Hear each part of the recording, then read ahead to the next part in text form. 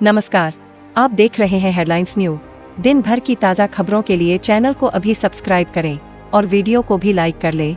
और खबरों में आगे बढ़ने से पहले वीडियो को भी शेयर करें। और आप किस राज्य शहर से न्यूज को देख रहे हैं, हमें कमेंट में जरूर बताएं। संभल में शाही जामा मस्जिद के पास कुएं को हरि मंदिर का कुआं कहने वाले नगरपालिका के नोटिफिकेशन पर सुप्रीम कोर्ट ने रोक लगा दी है। मस्जिद कमेटी ने मामले में यथास्थिति बनाए रखने की मांग की थी। कमेटी का कहना था कि कुएं की खोदाई और उसे मंदिर का कुआं कहने से वहां पूजा शुरू हो जाएगी।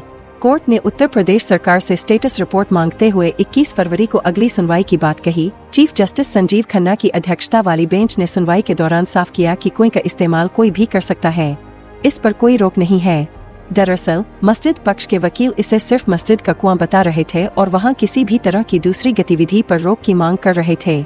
लेकिन कोर्ट ने कहा कि यह सार्वजनिक जगह पर बना कुआं है। मस्जिद के अलावा इसका इस्तेमाल दूसरे लोग भी कर सकते हैं। यूपी सरकार के लिए पेश एडिशनल सॉलिसिटर जनरल के एम नटराज ने कहा कि कुआं सार्वजनिक जमीन पर है। मस्जिद पक्ष के वकील ने कहा कि आधा कुआं मस्जिद के भीतर है, आधा बाहर। कोर्ट ने फिलहाल कुएं को लेकर यथास्थिति बनाए रखने को कहा। महाकुंभ 2025 के आयोजन को लेकर नेताओं और संतों की तरफ से बयानबाजी जारी है। नगीना सांसद और आजाद समाज पार्टी कांशीराम के राष्ट्रीय अध्यक्ष चंद्रशेखर आजाद के महाकुंभ पर दिए गए बयान को लेकर भी नाराजगी है। नगीना सांसद के बयान पर योगी के मंत्री दिनेश प्रताप सिंह ने पलटवार किया है।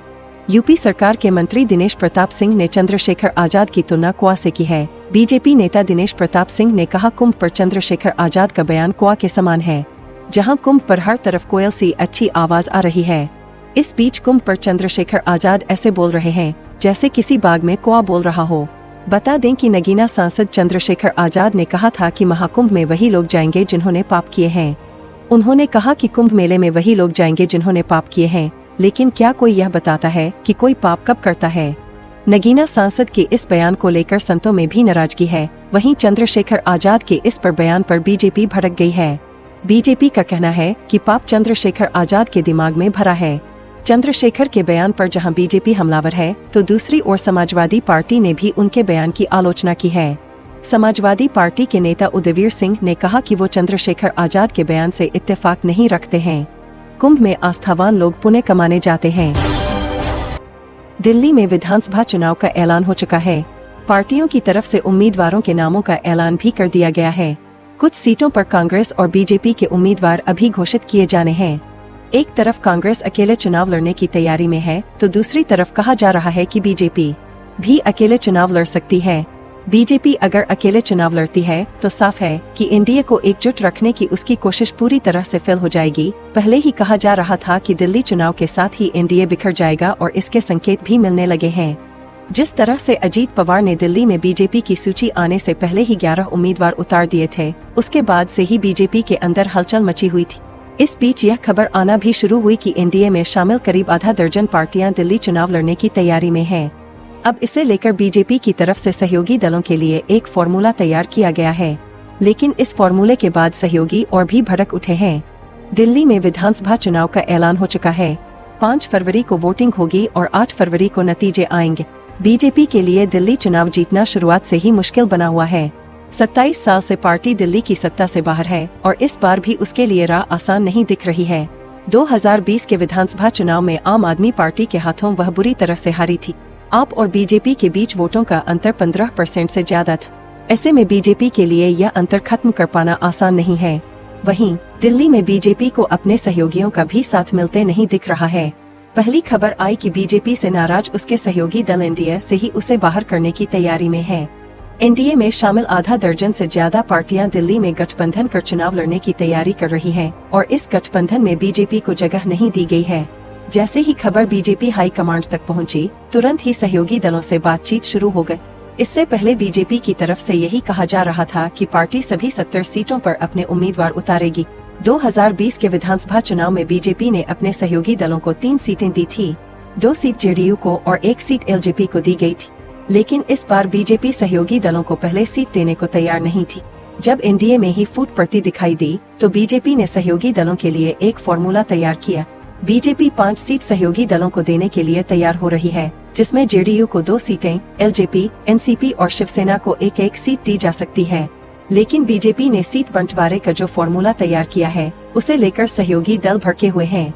बीजेपी सहयोगी दलों को सीट तो देने के लिए तैयार है, लेकिन इसके लिए उसने एक शर्त भी रखी है। बीजेपी ने अपने सहयोगियों से सबसे पहले उम्मीदवारों की सूची देने को कहा है। उत्तर प्रदेश के संभल में जामा मस्जिद में सर्वे के दौरान हुई हिंसा के मामले में पुलिस ने 2 और लोगों को गिरफ्तार किया है। पुलिस के मुताबिक गिरफ्तार किए गए दोनों आरोपियों की संलिप्तता 24 नवंबर को हुई हिंसा में पाई गई थी, जिसके बाद इन दोनों को गिरफ्तार किया गया है। इससे पहले संभल हिंसा मामले में पुलिस ने दिल्ली के सीलमपुर एरिया से आरोपी सलीम को गिरफ्तार किया।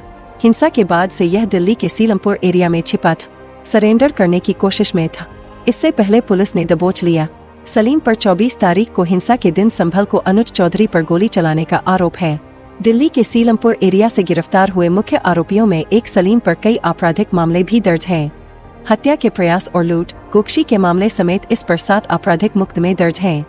आरोपी के पास से एक तमंचा 12 बोर की, 5 कारतूस 12 बोर और एक खोखा बरामद हुआ है। हिंसा के दौरान सलीम पुलिस से कारतूस लूट कर फरार हो गया था। बता दें कि उत्तर प्रदेश के संभल में विवाद तब शुरू हुआ था जब शाही जामा मस्जिद की जगह श्री हरिहर मंदिर होने का दावा किया गया। मामला स्थानीय अदालत तक पहुंचा तो कोर्ट ने सर्वे का आदेश दिया। संभल में 19 नवंबर को अदालत के आदेश पर शाही जामा मस्जिद का पहला सर्वेक्षण किए जाने के बाद से तनावपूर्ण स्थिति है। सर्वे का आदेश जिस याचिका पर दिया गया था उसमें दावा किया गया है कि जिस जगह जामा मस्जिद स्थित है वहां पहले कभी हरिहर मंदिर हुआ करता था। नीतीश कुमार क्या पलटी मारने वाले हैं? वैसे वह लगातार बयान दे रहे हैं कि वह कहीं नहीं जा रहा। उन्होंने कहा कि 2 बार गलती से उधर चले गए थे, इशारा आरजेडी की तरफ माना जा रहा है। लेकिन अब नीतीश कुमार कह रहे हैं कि पलटी नहीं मारेंगे। उनका कहना है, कौन क्या कह रहा है हमें कोई मतलब नहीं है। हालांकि नीतीश कुमार के इस बयान पर ना तो बीजेपी भरोसा कर पा रही है और न ही उनकी अपनी पार्टी जेडीयू। इसकी वजह यह है कि नीतीश जो कुछ भी कहते हैं उसका उल्टा ही करते हुए नजर आते हैं। यही कारण है कि वह लगातार चर्चाओं में बने हुए हैं। हर बार मीडिया के सामने सफाई देते हुए नजर आते हैं, लेकिन उनकी बार बार दी जाने वाली सफाई से शंका बढ़ती जा रही है कि वह कुछ बड़ा करने की तैयारी में है।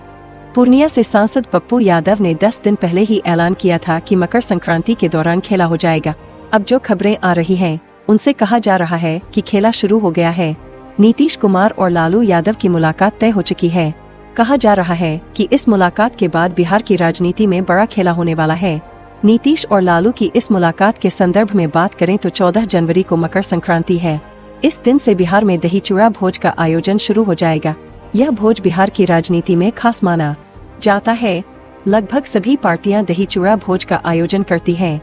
इस समय बिहार की राजनीति में जबरदस्त हलचल मची हुई है। सभी की नजरें नीतीश कुमार पर टिकी हुई हैं। कहा जा रहा है कि वह पलटी मारने की तैयारी कर रहे हैं। जेडीयू के नेता भी खुलकर यह नहीं कह रहे कि जो खबरें चल रही हैं वह झूठी हैं। पार्टी नेता बस इतना कह रहे हैं कि अभी हम एनडीए के साथ हैं, आगे संभावनाएं क्या बनती हैं वह समय आने पर देखा जाएगा। जेडीयू के नेताओं के बयान लगातार बदल रहे हैं। इसका कारण यह है कि नीतीश कुमार ने कई बार पलटी मारी है। इसके चलते पार्टी नेता खुलकर बोलने से बच रहे हैं। जैसे ही यह खबर आई कि नीतीश कुमार 15 जनवरी को लालू यादव से मिलने वाले हैं, बिहार की राजनीति में हंगामा मच गया। राष्ट्रीय लोक जनशक्ति पार्टी (आरएलजेपी) के प्रमुख और पूर्व केंद्रीय मंत्री पशुपति पारस भी इस बार दही चूड़ा भोज का आयोजन कर रहे हैं। इसके लिए उन्होंने मुख्यमंत्री नीतीश कुमार, आरजेडी सुप्रीमो लालू प्रसाद यादव और राज्यपाल समेत कई नेताओं को न्योता भेजा है। पशुपति पारस की पार्टी आरएलजेपी के प्रवक्ता श्रवण अग्रवाल ने कहा है कि यह भोज पार्टी के राष्ट्रीय अध्यक्ष पशुपति पारस के नेतृत्व में आयोजित किया जा रहा है। 15 जनवरी को यह आयोजन कटल नगर में पशुपति पारस के आवास पर होगा। इस भोज का उद्देश्य राजनीतिक और सामाजिक संबंधों को मजबूत करना बताया गया है। इसी बीच यह चर्चा भी है कि पशुपति पारस और नीतीश कुमार के बीच संबंध काफी अच्छे हैं। यह भी कहा जा रहा है कि 2020 के विधानसभा चुनाव में जब चिराग पासवान ने जेडीयू के खिलाफ उम्मीदवार उतारे थे, तब पशुपति पारस ने नीतीश कुमार के इशारे पर चिराग के खिलाफ कदम उठाया था। अब दही चूड़ा भोज में नीतीश और लालू यादव की मुलाकात के कारण बिहार की राजनीति में बड़े बदलाव की अटकलें लगाई जा रही हैं। प्रदेश के बांसवाड़ा के कुशलगढ़ नगर पालिका वार्ड 17 के उपचुनाव में 83% मतदान हुआ था।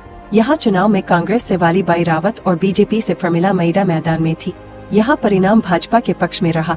प्रमिला मैडा ने 184 मतों से जीत दर्ज की। यहाँ कुल 430 मतदाता थे, जिसमें से 178 पुरुषों और 202 महिलाओं सहित 382 मतदाताओं ने मतदान किया। चित्तौड़गढ़ की कपासन नगर पालिका के वार्ड नंबर 17 में कांग्रेस प्रत्याशी तस्नीम बानो और भाजपा प्रत्याशी रुबीना बानो के बीच सीधा मुकाबला था। यह सीट ओबीसी महिला वर्ग के लिए आरक्षित है। यहाँ इस सीट पर कांग्रेस की तस्नीम बानो 163 वोटों से जीती। इस उपचुनाव में 885 मतदाताओं में से 746 मतदाताओं ने मतदान किया। दौसा के वार्ड नंबर 17 के नगर परिषद उपचुनाव में गुरुवार को 55% मतदान हुआ। यहाँ कुल 1199 मतदाताओं में से 858 ने मतदान किया। इस उपचुनाव में यहाँ फिर से कांग्रेस को जीत मिली है। दीपक प्रजापत वार्ड पार्षद बने हैं। आप सभी का हेडलाइंस न्यूज में बने रहने के लिए धन्यवाद। फिर आपसे मुलाकात होगी देश दुनिया की सभी बड़ी खबरों के साथ। तब तक के लिए जय हिंद।